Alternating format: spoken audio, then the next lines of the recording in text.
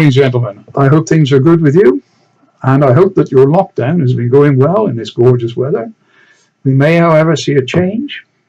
Our MPs having to queue in the rain to vote may well decide that lockdown has to end a little quicker, because I'm sure they won't like queuing in the rain. And I'm probably with them in that, neither would I. I looked forward to the end of May. My old granny always used to say, never cast a clout until May is out. So I didn't. I cast my clout on the 1st of June. Gorgeous day. 2nd of June. Gorgeous day. Anybody got a clout I can borrow? Gentlemen, welcome to our 3rd virtual meeting. Hammer's a little smaller because the big one's down holding the fence up down the garden. Welcome to the meeting, gentlemen. I hope you're all well. I hope you're keeping safe. For those of you who are especially vulnerable, I hope you're doing the right thing. Well, I hope we're all doing the right thing. Jeff has asked me to slightly change this format of the meeting. I think it'll save him a bit of work, especially with the videos I send him. He won't have to do all the editing, etc., etc. So what I'm going to do is to tell you that I will now introduce Steve, our secretary, John, our treasurer, and John, our social secretary, to give their little talks as usual, and they are followed by 3 of our members, Don and Dennis, who are going to do a little talk, and Jeff, who is going to do a little video. While we're at it, and I say thank you to Jeff for all the work he's putting in on these videos, because I'm sure the ones I sent him, he's got to do a fair bit of editing and shifting around in it. So thank you, Jeff, for all your good work in this cause. So, gentlemen, over to you, Steve, John, Dennis, Jeff, and Don. Thank you. Thank you, Simon. Good morning, gentlemen. Welcome to this, the 84th week of lockdown. If you haven't gone start raving bonkers by now, you soon will. I received the following missive today, which is quite apt for the time we are living through. It reads, until further notice, the days of the week are now called this day, that day, other day, someday, yesterday, today, and next day. I also received another communication from John Kinross this week, enclosing what you might call a proverb written by Martin Luther, which was sent to John by some German friends. It reads, he who drinks much beer sleeps well. He who sleeps does not sin, and he who does no sin goes to heaven. But in heaven there is no beer, and so we drink it here. I'll drink to that. And talking of drink, try and save some for the party we're going to have at the end of these harsh times, as suggested to us by Sidney Trenchard Morgan last week. Excellent idea. Stay safe, and remember, wake up occasionally. Good morning, gentlemen, and welcome to another virtual meeting. Hope you are all keeping well. In terms of the finances, I don't want you to worry about your money.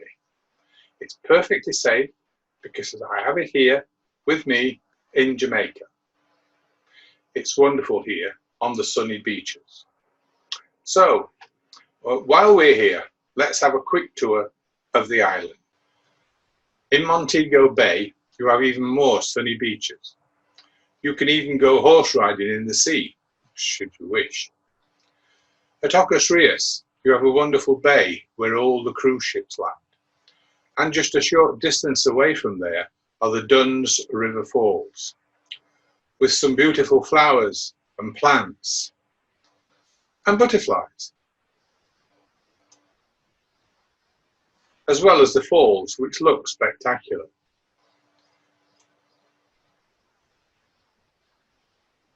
You can even have a trip on a raft down the river. Very peaceful. It's much more hectic in Kingston, where you have busy streets and markets. The noise is terrific. But come sunset, the best thing is a rum punch to liven you up. So, Here's mine. Cheers.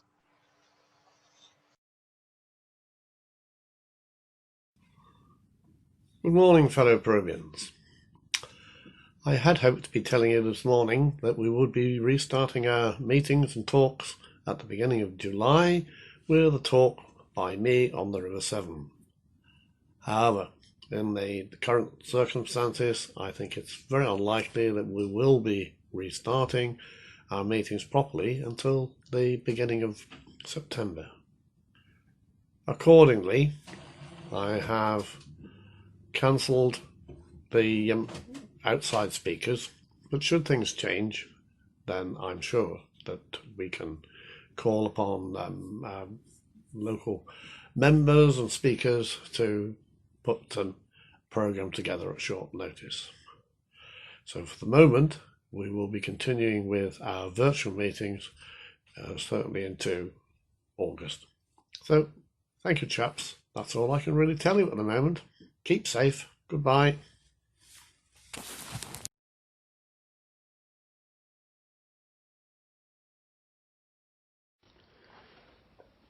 Good morning, gentlemen. I hope you are surviving this lockdown reasonably well and are keeping safe, sane and busy.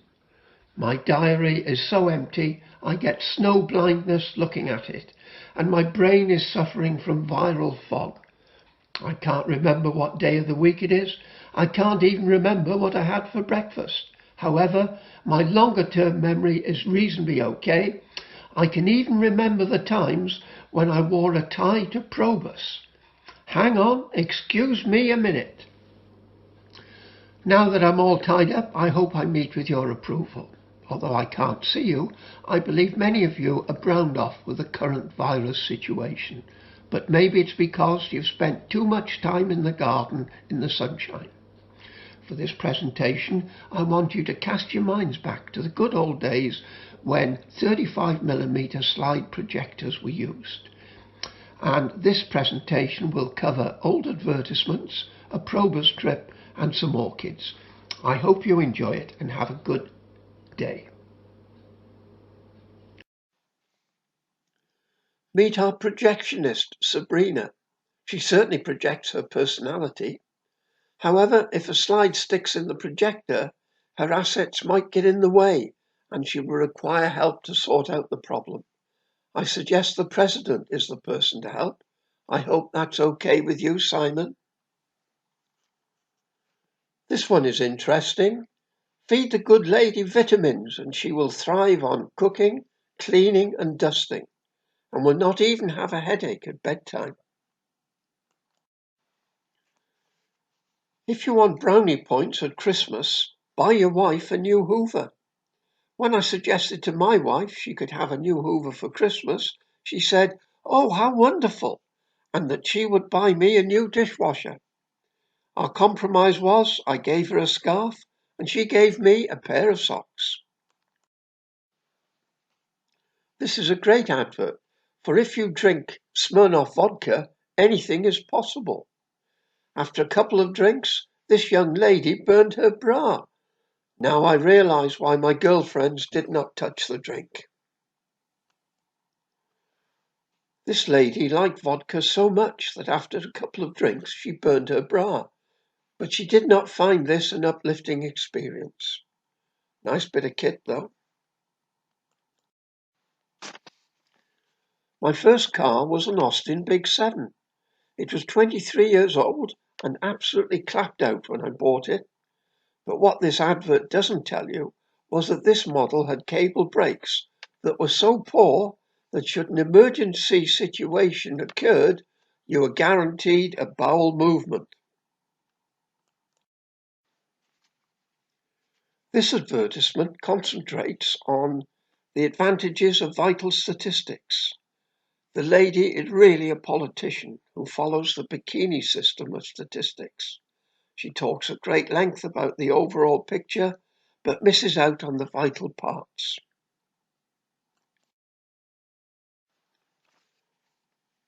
Now this is a very dynamic advertisement. It has plenty of punch and concentrates on vital statistics. 0 to 60 miles per hour in 28 seconds. gosh, such acceleration. And it also does 60 miles per hour. Wow.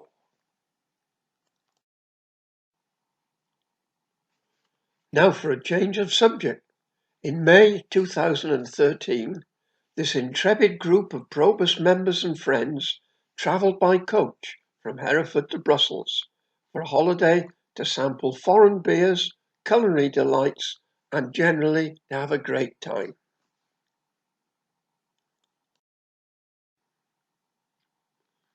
During this trip, we visited the European Union Parliament, where we had a lecture, a tour of the buildings, but most importantly, we went to collect our very generous expenses courtesy of the EU.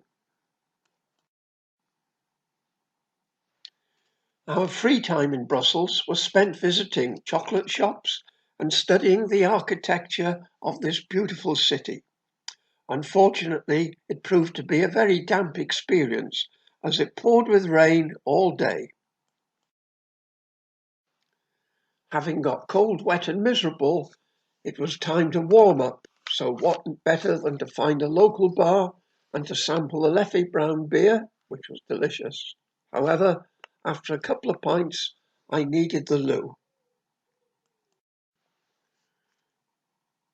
On my way there was this young photographer with eyes wide open in surprise and amazement. I wonder what she was looking at. I don't want to boast, but I guess this slide speaks for itself and answers the previous question. Now, the highlight of our educational trip was, of course, to admire the famous sculpture of Mannequin P, which dates from 1680. Now, this statue was the main reason the Parliament came to this city, because it signifies the main culture of the EU, namely the mushroom system of government. Talking of culture, can anyone identify this rare orchid? Or what about identifying this plant? How amazing! Culture and relief at the same time.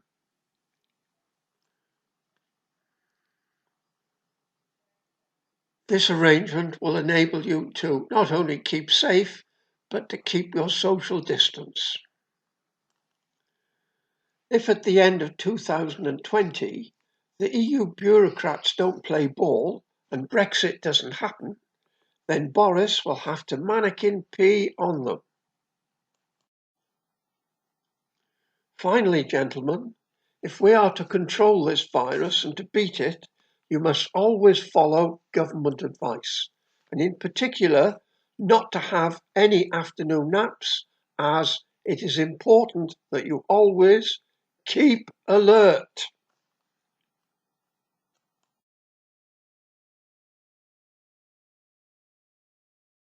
Diolch, Llywydd Simon. Eisiau chi gyd fy nghyfeillion o'n gobeith chwi'n dda ac chwi'n falch iawn I siarad gyda chwi heddiw. My English translation of that, and I hope that it's accurate and that there are no Welsh speakers who'll be able to pick up on me on my mistakes. Thank you, President Simon. Hello, dear friends.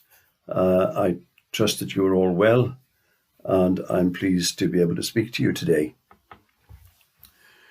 Most of you will remember Stephen Chandler, who came to speak to us at St. Ethelbert's PROBUS Club last year. You'll see a picture of Stephen holding a cup, about which I'll speak more shortly. Stephen was deputy head of Bishop of Hereford's Brewcourt School in Tupsley until his retirement. Stephen, along with a number of other people, formed a group called the Friends of St. Augustine Secondary School, which is at Dar es Salaam, Tanzania. a picture of that school is appearing.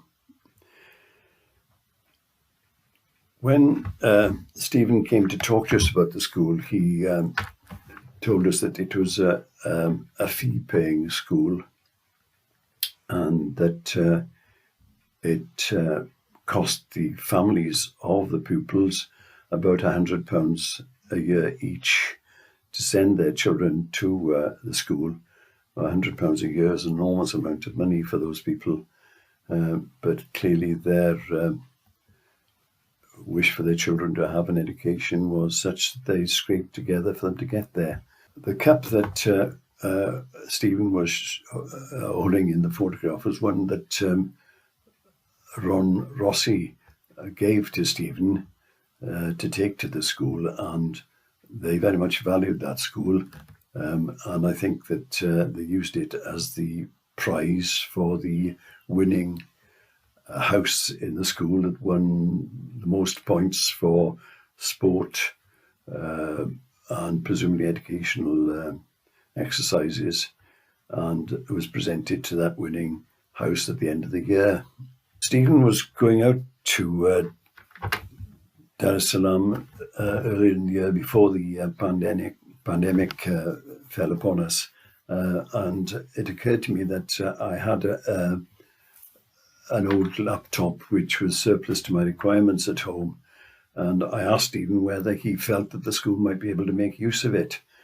Well, Stephen jumped at the chance, so with the help of excuse me, with the help of my friend Chris, who is a bit of a whiz kid on computers, we upgraded the laptop. I bought a new, well, it wasn't new, but it was a reconditioned and cleaned hard drive for the laptop instead of leaving my old one in there. And I also bought a new battery for the laptop, as a result of which the laptop was working perfectly. Well, Stephen took the laptop out with him to Dar es Salaam, and when he came back, he told me that he'd given it to a young lad named William McCassie, who was shown on the attached picture with his friend Eva. Now, I gather William was a particularly bright young lad who'd done well in his exams and was moving on in his studies. And unless I'm mistaken, he was hoping to become a doctor, so that hopefully the laptop will be of use to him in his studies. Indeed, I've heard from William extending his appreciation and saying how much use he was making of it. So that's one good thing. The school, which was, as I say, a fee-paying school. Now, there's good and bad news in relation to the school, so I understand from Stephen. Firstly, the bad news that the school is closed. But the good news is that it's closed because the state has set up a non-fee-paying school for all children, so that understandably the children who were going to St. Augustine Secondary School, instead of having to pay, they've sent their children to the state school, and hopefully they will do well there. But I understand that the Friends of St. Augustine are still fundraising and helping to support children in all sorts of ways. And maybe we could ask Stephen to come back to talk to us at our Probus Club again. And maybe John, our Social Secretary, could organise that when we are eventually able to get back together. For the moment, I'm going to pause and move to my surgery when I will resume talking to you. So please forgive me for just a moment or so. Right, folks, my apologies for the delay, but I've now moved into my clinic, which, as you can see, is the kitchen, but that'll have to do for the moment. I'm starting up a new project, or at least I'm thinking of doing so, and you'll have to forgive me if I take this opportunity to try and tout for some business. It'll take a little while to get it off the ground, but hopefully it won't be too long. I'm thinking of starting off a colonic irrigation business. Now, I can imagine that some people might find that of some benefit. Now, I bought all the equipment ready, as you can see. I got the chemicals.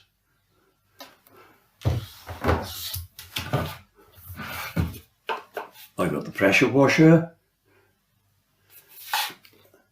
Now, you may think, why the heck is he talking about this? What does he know about medical matters? Well, you're quite right. I don't know anything about that, but I'm going into partnership with a friend of mine who will be well known to you as somebody who has great medical knowledge and speaks about it publicly quite often. Now, may I introduce you to my friend Donald. Now, Donald is somebody who has great knowledge about these things, and so I hope that you will be comforted by that fact. He's certainly somebody who will be able to get to the bottom of the problem, and I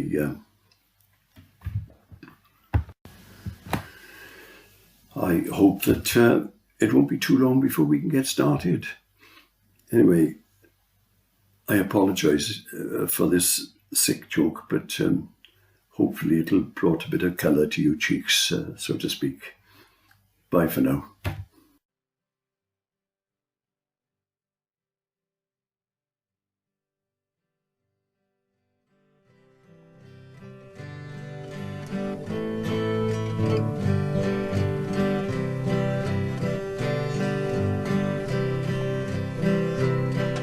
I'm standing here in Hightown between the two church spires, and the bull that's by the old house looks my way.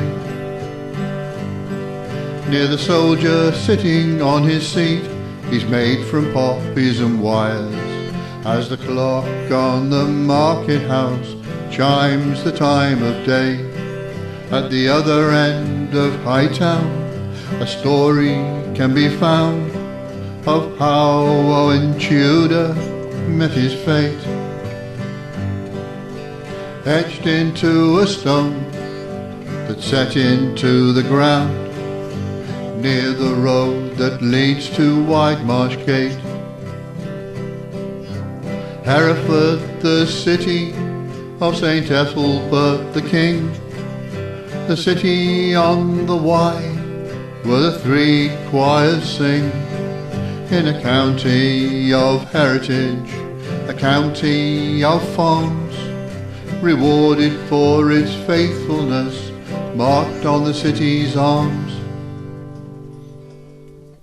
Now I've crossed the old town ditch, the cathedral's come in view, and passing Mr. Sinclair's house, I hear an organ play. Maybe Edward Elgar with his bike can hear it too, as I turn to the west and continue on my way. Then I walk down Pikewell Lane, past where Nell Gwyn was born. In a house against the wall, the blue plaque shows. Crossing over the bridge, where once a span was torn, I look down on the river as it flows. Hereford, the city of St. Ethelbert the King, the city on the Wye where the three choirs sing. In a county of heritage, a county of farms, rewarded for its faithfulness, marked on the city's arms. following the river, watched by Dan who braved the flood, to the bridge that celebrates a famous queen. Then up the steps to where a castle proudly stood, and an urn atop a column where Nelson's statue should be seen. Past the well of Ethelbert, once a year the water falls, then by Alfred Watkins' house in St. John's Lane. I find myself in St. Owen Street and past the civic halls. Now I'm standing here in Hightown once again.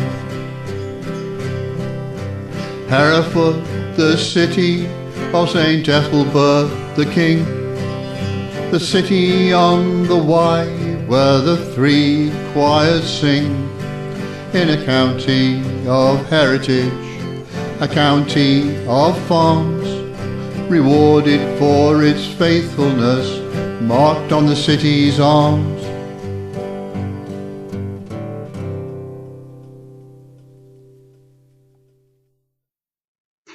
Well, thank you, gentlemen. That was very entertaining. And by the way, if anybody can't get this video out, or if you know of anybody who can't get it out, I'm always happy to take the laptop around and, after, of course, disinfecting it, stand at a distance and put it on so they can see the video. Because I know all of us haven't got the technology or the technological kit to see it with. Anyway, there we go.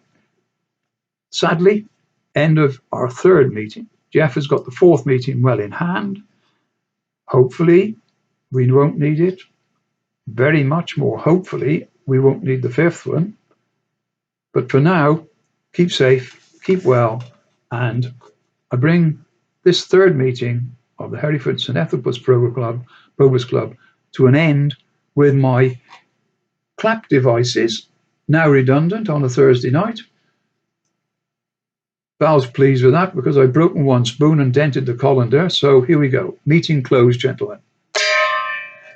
Thank you very much.